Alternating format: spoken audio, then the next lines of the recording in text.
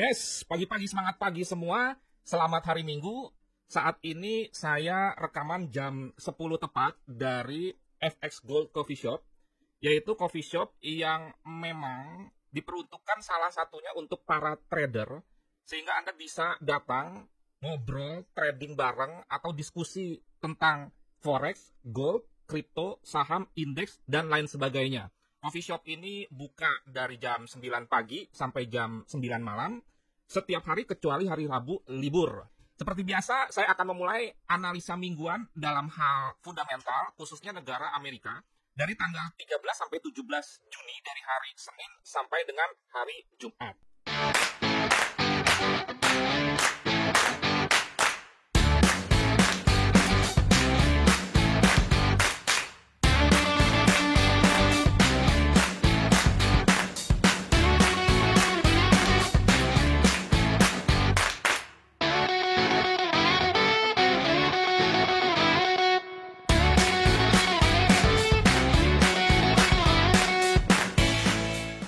Kita langsung saja ke Forex Factory. Jika misalkan koneksi internet Anda diblok sehingga Anda tidak bisa ke Forex Factory sebagai salah satu web yang menyediakan kalender ekonomi sebagai bagian dari analisa fundamental, Anda bisa ke tradingeconomics.com. Ini malah lebih lengkap dibandingkan dengan Forex Factory.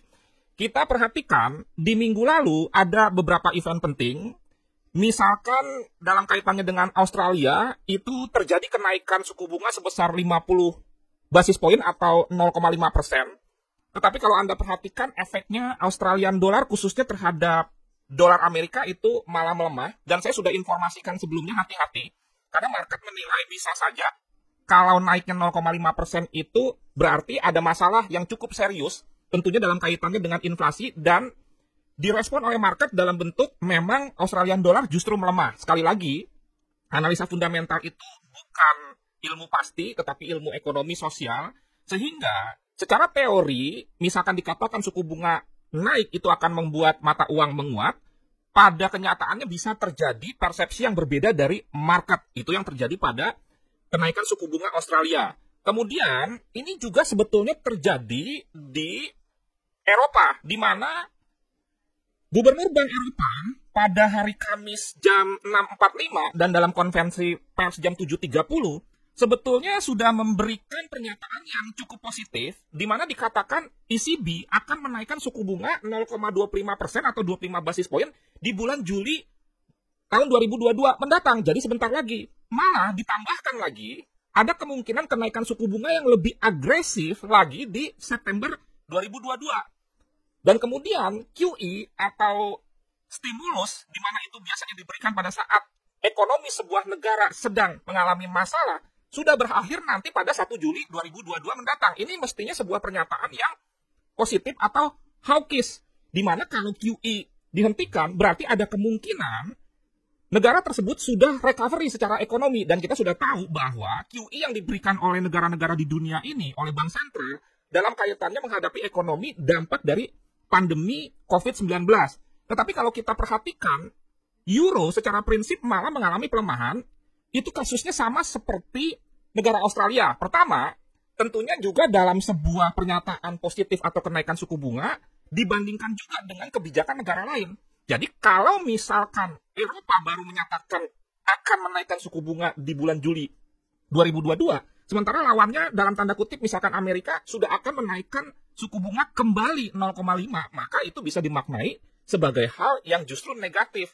Sebetulnya mungkin di sini saya menilai market berharap bahwa kenaikan suku bunga yang direncanakan oleh ECB, dan sekali lagi itu belum terjadi, mestinya 0,5%, mengingat bahwa inflasi negara Eropa itu juga sudah cukup tinggi. Kalau kita perhatikan di sini, saya mencatat ini data per 31 Mei, inflasinya euro itu sudah 8,1%. Sudah berbeda tidak terlalu jauh dengan sebetulnya Amerika. Sehingga saya melihat di sini, sekali lagi, market menanggapinya dengan negatif, padahal pernyataannya sudah cukup hawkish. Mengingat harapan market itu kenaikan suku bunganya itu 0,5%, bukan lagi 0,25%.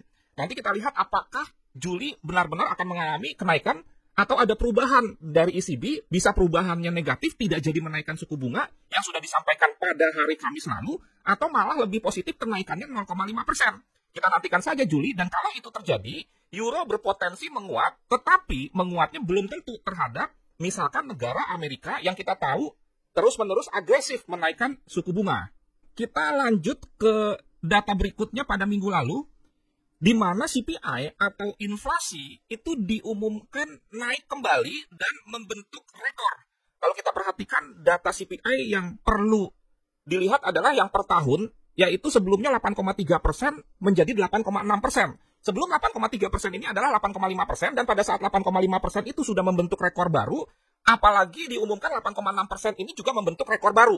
Sebelumnya pada 2 kesempatan video yang lain, saya sudah membeberkan mengenai analisa fundamental Amerika Juni, di mana di sini diumumkan 3 data yang perlu kita perhatikan, yaitu NFP dan rekan-rekannya, CPI atau inflasi, dan pada Kamis dini hari mendatang tingkat suku bunga. Di sini serta di analisa mingguan tanggal 6 sampai 10 Juni, saya sudah juga memberikan arahan kepada Anda, kalau sampai inflasi mencatat rekor baru lagi 8,6%, maka ini akan menyebabkan dolar indeks terbang. Dan kalau kita perhatikan, itu menjadi kenyataan. Di sini dolar indeks terbang. Dan saya juga di video tersebut sudah mengingatkan Anda bahwa membentuk rekor CPI atau inflasi yang baru sebesar 8,6% itu membuat dolar indeks menguat, tetapi tidak terhadap gold. Masih banyak yang bingung kenapa misalkan inflasi itu menyebabkan dolar menguat. Dan kenapa dolar menguat tetapi goldnya juga menguat? Saya berikan jawaban sekali lagi bahwa logikanya seperti ini. Kalau misalkan inflasi itu menguat atau inflasi itu naik, apalagi membentuk rekor baru, maka kemungkinan besar pada pengumuman suku bunga mendatang, itu The Fed akan lebih agresif untuk mencegah inflasi lebih tinggi lagi. Kalau lebih agresif, berarti kenaikan suku bunga akan lebih tinggi, dan kenaikan suku bunga yang lebih tinggi berpotensi tentunya membuat dolar menguat. Sekilas saya ulang lagi yang disebut dengan siklus ekonomi, umpamanya negara mengalami masalah ekonomi, resesi, dan lain sebagainya, biasanya dilakukanlah kebijakan pelonggaran keuangan yang dilakukan oleh bank sentral. Dalam hal ini, misalkan memberikan stimulus sampai kepada penurunan suku bunga yang agresif. Jika misalkan ekonomi mulai membaik, yang dimulai dari membaiknya ketenaga kerjaan, naiknya daya beli, kemudian juga naiknya inflasi, itu tanda-tanda salah satunya ekonomi membaik, maka dilakukanlah kebijakan pengetatan ekonomi, yaitu yang disebut dengan tapering, menghentikan stimulus, dan menaikkan suku bunga. Kalau inflasinya sangat tinggi, maka kenaikan suku bunga sebagai kebijakan pengetatan ekonomi dilakukan secara agresif. Agresif yang dimaksud, satu, lebih sering, kedua, kenaikan suku bunganya lebih tinggi, umumnya 0,25 bisa menjadi 0,5 bahkan 0,75 dalam sebuah pengumuman kenaikan suku bunga. Sehingga logikanya, dengan naiknya inflasi, maka market melihat kemungkinan besar untuk mencegah, untuk menanggulangi masalah inflasi yang hyper, maka The Fed akan menaikkan suku bunga, dan itu bisa 0,5-0,75%, maka permintaan akan dolar akan tinggi.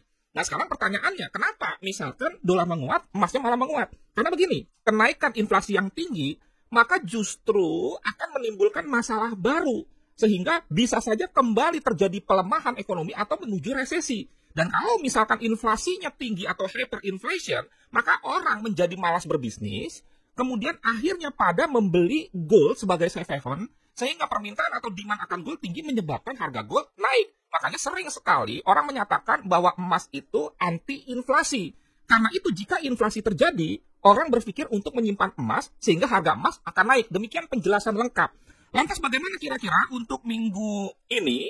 Kalau kita perhatikan PPI menurut saya tidak terlalu penting, dan retail sales juga tidak terlalu penting lagi. Kenapa? Karena dua data yang terpenting sebelumnya, ketenaga kerjaan, kita lihat NFP-nya bagus, kemudian tingkat penganggurannya juga cukup bagus karena tidak mengalami kenaikan, upah buruh per jamnya juga tetap tidak mengalami penurunan. Oleh karena itu saya sebetulnya melihat bahwa ekonomi Amerika baik, tetapi jika inflasi terus-menerus menaik, membentuk rekor terbaru terus, ini bisa menjadi permasalahan, walaupun secara ketenaga kerjaan, secara daya beli, itu membaik. Dan kalau kita perhatikan sekali lagi data 8,6% ini menurut saya bisa menjadi pertimbangan The Fed untuk bukan saja menaikkan suku bunga 0,5%, bisa 0,75%. Kalau ini diprediksi naik 0,5% dari 1 menjadi 1,5, dan kalau kita perhatikan data CME, itu menunjukkan 96% yakin suku bunga akan menjadi 1,25 atau 1,5%. Dan kalau kita perhatikan lagi, ini mengalami kenaikan dari data misalkan bulan-bulan lalu. Lantas kira-kira bagaimana soal kenaikan suku bunga Amerika? Bagaimana jika 0,5, 0,25 atau 0,75? Sebentar kita simak dulu info berikut ini.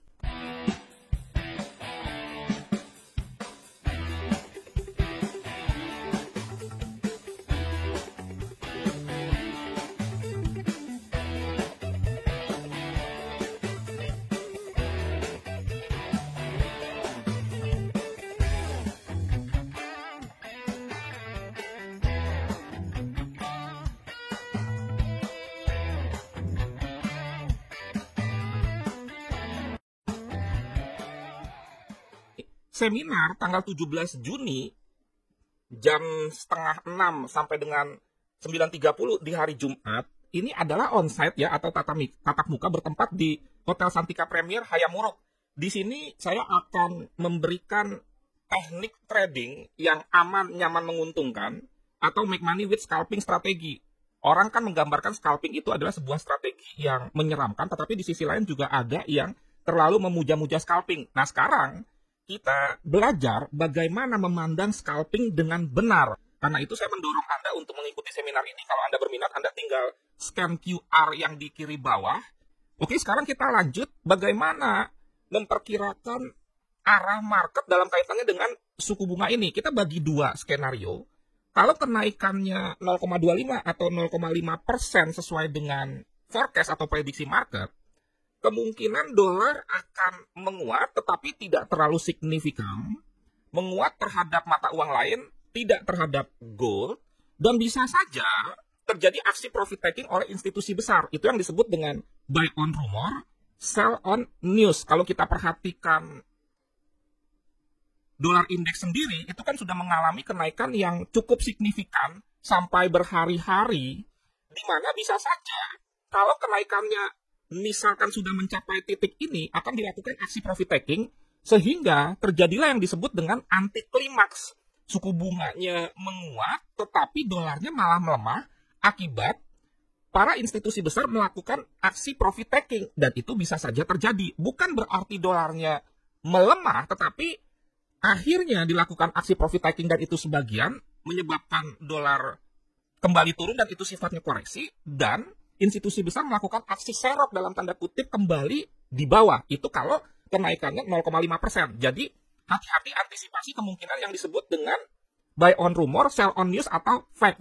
Nah bagaimana kalau kenaikannya itu misalkan 0,75 atau 75 basis point? Kalau saya yakin ini bisa saja terjadi mengingat bahwa 8,6% inflasi itu kembali membentuk rekor, dan jika itu terjadi, dolar akan menguat terhadap mata uang dan juga terhadap gold. Jadi bukan hanya terhadap mata uang saja.